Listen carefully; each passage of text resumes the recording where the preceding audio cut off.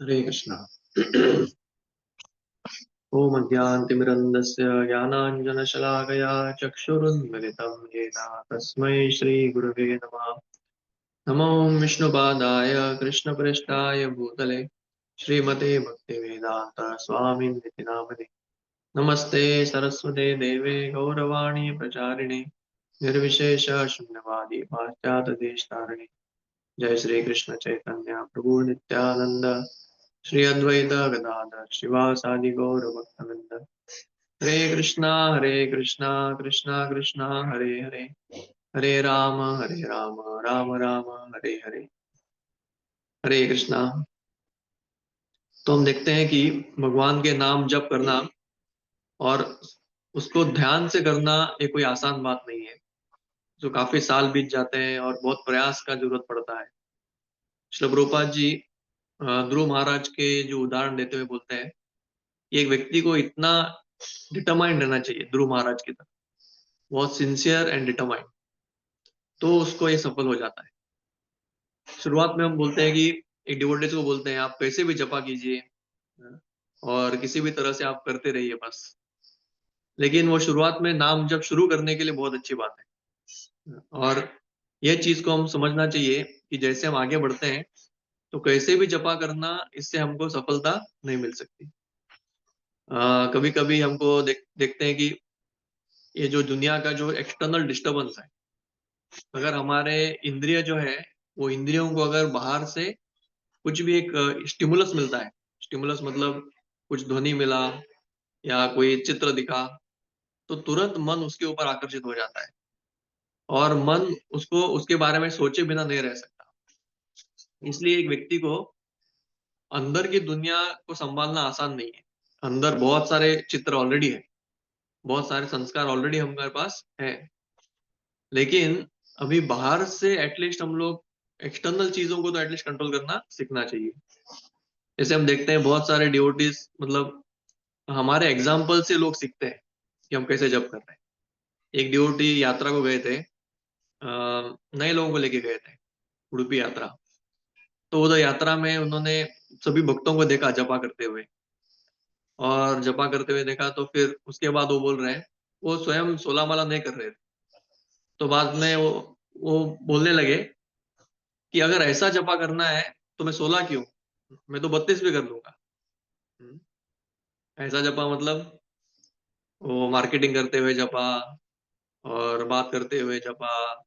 और मैंने देखा है डिवोटीज गाड़ी चलाते हुए भी जपा करते हैं, स्टेयरिंग एक हाथ में है और दूसरा हाथ माला में है। एक बार डिवोटी को मैंने बाइक चलाते हुए जपा करते हुए देखा। तो ऐसे इतना ये नहीं करना चाहिए हम लोग कि, क्योंकि हमको हमको देख के सभी डिवोटी सीखते हैं। और एक्चुअली वो जो डिवोटी ने ऐसा बोला कि मैं कितना भी कर सकता हूँ, अभी वो जपा करते हैं, 16 माला कर रहे हैं। और मैं उनको देखा कि वो लेक्चर में बैठ के जपा कर रहे थे, लेक्चर भी सुन रहे थे और जपा भी कर रहे थे। तो ये सभी चीज किसने कहाँ से सीखा उन्होंने? ये सब हमसे तो सीख रहे हैं। और हम सभी एक तरह से बोल सकते हैं कि अ, हम उसके we have to be blamed, क्योंकि हम भी वैसे ही जपा करते हैं, कभी चलते हुए जपा करो। और मैं एक डिवोटी को देख रहा, एक डिवोटी बता रहे थे, एक सब्जी वाले ने हमको बताया, अरे क्या आपके लोग आते हैं हाथ में माला रहता है और बार्गेन करते हैं, तो इतना सब्जी डालो, वो सब्जी इतना इतना दाम का है उसका कम करो। तो ऐसे ऐसे हम सब्जी वालों से भी सुनने हैं कि हम लोग माला करते हुए कुछ भी ऐसा, मतलब हमारा व्यवहार भी थोड़ा कम अच्छा नहीं रहता। एक तो व्यवहार ठीक नहीं है और उसके बाद हम माला में भी पूर्ण तरह से इनअटेंटिव रहते हैं। तो 16 माला करने के लिए करना है, ऐसे अगर करते रहेंगे तो हम सालों साल बिता देंगे, जन्म जन्म बिता देंगे, लेकिन भगवान का नाम हमारे कानों में नहीं जाएगा, हमारे हृदय तक नहीं पहुंचेगा। तो इसलिए हम लोग क्या करना चाहिए, बहुत ध्यान पूर्वक जप करने का प्रयास करना चाहिए। ये प्रयास बहुत इंपॉर्टेंट है पहले, क्योंकि हमारे जो जैसे हम आंख बंद करते हैं तो इतने सारे विचार आएंगे, उसमें कोई डाउट नहीं है, क्योंकि अंदर से ही हमारे कितने सारे अनर्थ बाकी भरे हुए हैं। लेकिन ऐसे अनर्थों को अगर हमको साफ करना है तो हमको नाम को बहुत अच्छी तरह से लेना पड़ेगा और बहुत ध्यान से सुनने का प्रयास करना पड़ेगा। और ये चीज आसान नहीं है। और ये बहुत प्रयास के बाद हो सकता है कि हमको एक दो माला मतलब एक दो मंत्र सुनने को मिले, और इस तरह से हम लोग जप करना चाहिए। तो ये बहुत अच्छा चीज है कि हम लोग भक्त को उनके संग में जपा कर रहे हैं और ये कर रहे हैं।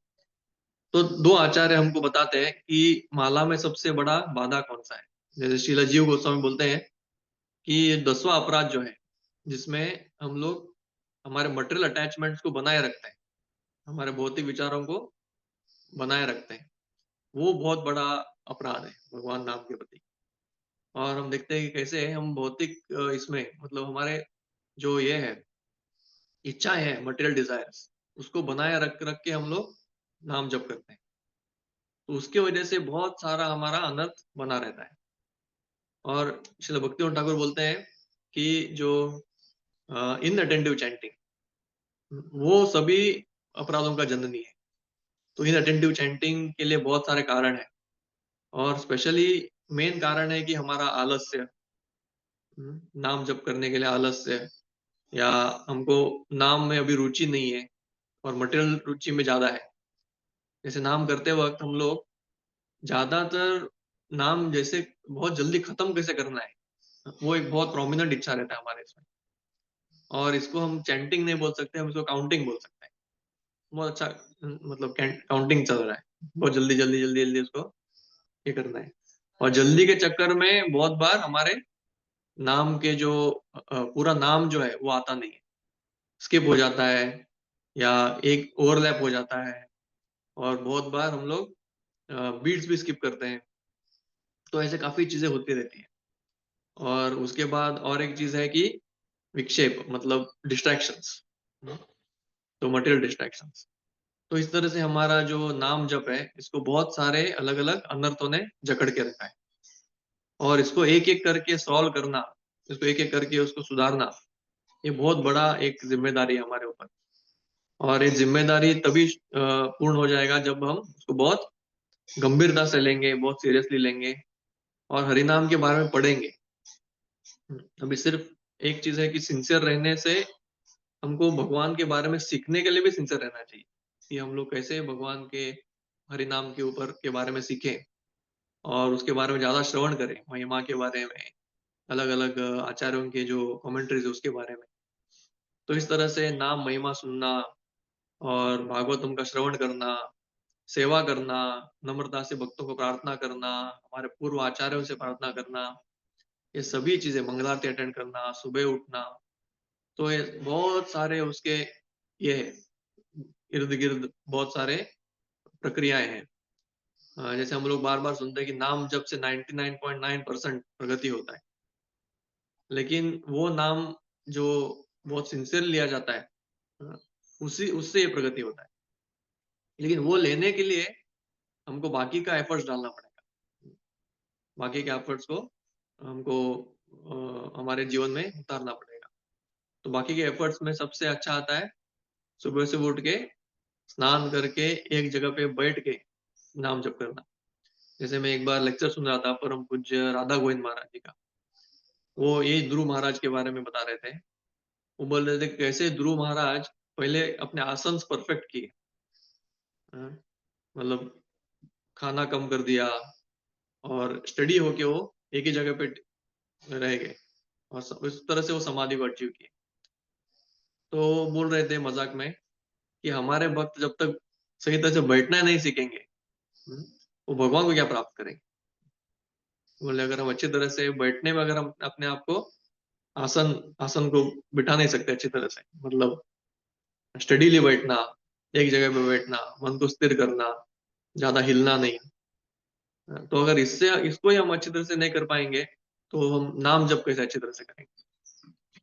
तो हमारा जो आखिर में आपको परफेक्शन बताया जाए, तो जब नाम जप करते हैं तब अपने शरीर को भूल जाना कि मैं मेरा शरीर भी है, तो ये स्तर पे आने का हमको हमारा लक्ष्य है एक्चुअली। जब हम नाम जप करेंगे और सिर्फ नाम सुनेंगे, और हम अपने आप को भूल जाएंगे, अपने आप को भूल जाएंगे मतलब एक तरह से अपने शरीर के जो भी प्रक्रियाएं हैं वो भूल जाएंगे। एटलीस्ट जो भी समय के लिए, एटलीस्ट हम ऐसा एक एक भी अगर माला कर पाए कि जहाँ पे हम अपने आप को ही भूल गए, तो वो नाम जप जो है वो एक तरह से बोला जाएगा कि ठीक है, ये हम कहीं तो पहुंच गए। तो वो होने के लिए हमको पहले शरीर को सीधा रख के उसको बिना कोई हिले डुले उसके बारे में न सोचते हुए करना, ये बहुत इंपॉर्टेंट है। प्रयास करना चाहिए, वो आसान नहीं है, लेकिन फिर भी प्रयास करेंगे तो धीरे धीरे हो जाएगा। तो ये सब हम हमारे लिए बहुत छोटे छोटे चीजें हैं, लेकिन बहुत फर्क पड़ता है। तो इस तरह से हम प्रयास करेंगे, ठीक है। और इसी समय मैं बोलना चाहूंगा कि हमारा एक नाम जब सेमिनार भी है, सैटरडे संडे पोंडा में ले रहे हैं, जिसमें ये सभी चीजें बताए जाएंगे। ऑफकोर्स आप सभी दूर दूर से हैं, लेकिन फिर भी आपको अगर किसी को पॉसिबल है तो आप आ सकते हैं। बहुत बहुत धन्यवाद। हरे कृष्णा।